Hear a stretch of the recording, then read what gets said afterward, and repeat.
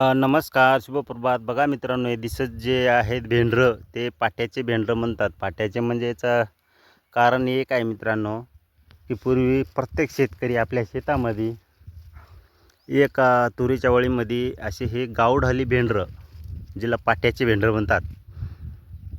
याला औषधाची गरज नाही, याला खताची गरज नाही.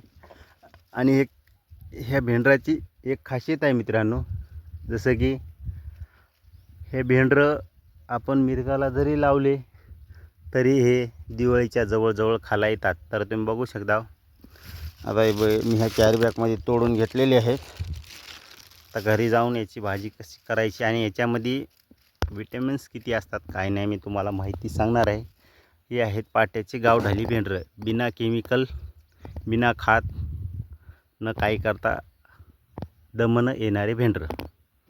बघा मित्रांनो, सकाळी सकाळी तिकडं इंद्रधनुष्य थोडा दिसत आहे तुम्हाला, मला पण दिसत आहे. बघा, थोडा दिसत आहे का तर उन्हामुळं ऊन इकडून आलेलं आहे सूर्यदेवाचं, आणि हे इकडं उन्हाचं किती प्रकाश असल्यामुळं कमी दिसते. बघा तुम्ही.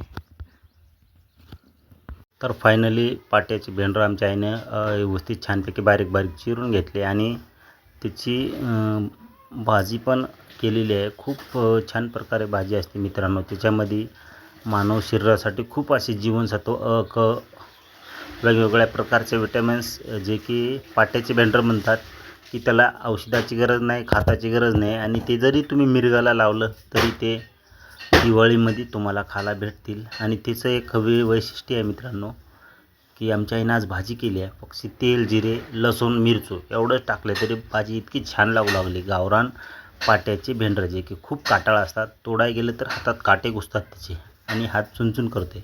म्हणूनच लोक गावरानला पूर्वी महत्त्व देत होते. आयुर्वेदापेक्षा भारी